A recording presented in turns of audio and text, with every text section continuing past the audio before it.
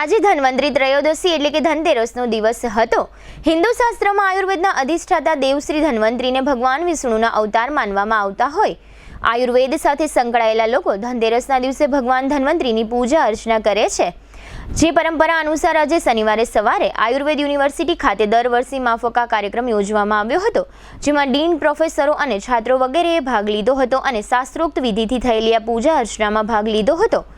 આયુર્વેદના દેવ ધન્વંતરીજીનો આ પ્રાગટ્ય દિવસ હતો। આ તકે ઈટરાના ડીન ડોક્ટર હિતેશ વ્યાસે આપેલી વિગતો પ્રસ્તુત છે।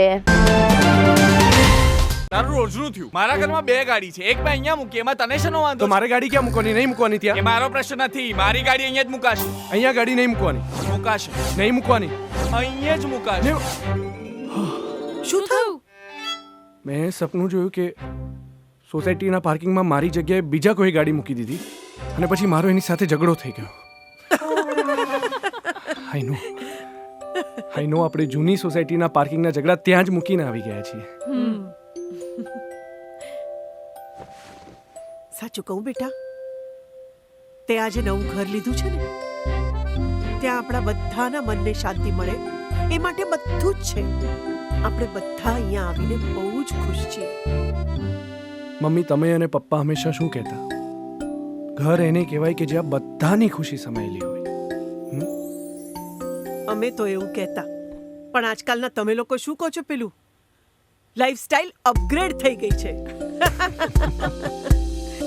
નિકુંજ બાનુગરિયા ગ્રુપ આપી રહ્યું છે જામનગરને એક નવી ઓળખ। High-rise buildings, multiple amenities, allotted parking space અને બીજું ઘણું બધું।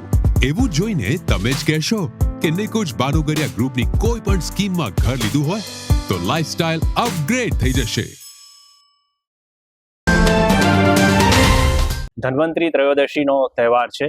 દિવાળીના તહેવારો સામાન્ય રીતે આપણે ત્યાં 11થી શરૂ થાય, એમાં એક બહુ જ મહત્વનો દિવસ છે। આપણે સામાન્ય ભાષામાં આને ધનતેરસથી ઓળખીએ છીએ। આયુર્વેદના ઉપાસકો માટે આજે ખૂબ અગત્યનો અને બહુ જ મહત્વપૂર્ણ દિવસ છે, કારણ કે આયુર્વેદના જે અધિષ્ઠાતા દેવ કહેવાય એ ભગવાન ધન્વંતરીનો આજે આ પ્રાગટ્યોત્સવ છે।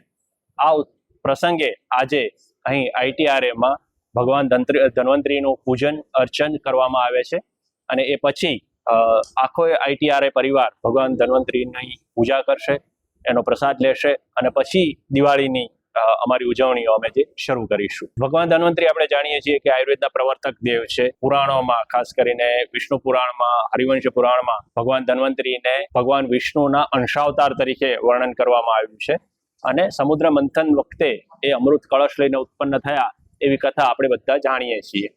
ભગવાન ધન્વંતરીની જે મૂર્તિ છે એ પ્રતિકાત્મક છે। ભગવાન ધન્વંતરીની મૂર્તિના એક હાથમાં અમૃત કળશ છે, એક હાથમાં એક દિવ્ય ઔષધિ છે, એક હાથમાં જળો છે અને એક હાથ આશીર્વાદ મુદ્રામાં હોય છે। ઘણી બધી મૂર્તિઓમાં ચક્રધારી મૂર્તિ પણ જોવા મળે છે। તો આ બધું જે છે એ જુદી જુદી પ્રકારની ચિકિત્સાઓ સાથે સંકળાયેલ। ચક્ર છે એ સામાન્ય રીતે આપણે યુદ્ધના શસ્ત્ર તરીકે વિચારતા હોઈએ છીએ, પણ અહીંયા એ સર્જિકલ ઇન્સ્ટ્રુમેન્ટ કે સર્જરીના ઇન્સ્ટ્રુમેન્ટના પ્રતીક તરીકે છે। જળો છે એ પેરા સર્જિકલ ઇન્સ્ટ્રુમેન્ટ છે, ઔષધિ ચિકિત્સા છે અને અમૃત કળશથી આખી સૃષ્ટિ ઉપર એ આરોગ્યનું વરદાન આપતા જણાય છે। તો આ ધન્વંતરી ત્રયોદશીનું મહત્વ છે, જેના અનુસંધાને આજે અમારે ત્યાં પૂજન અર્ચન કરવામાં આવી રહ્યું છે।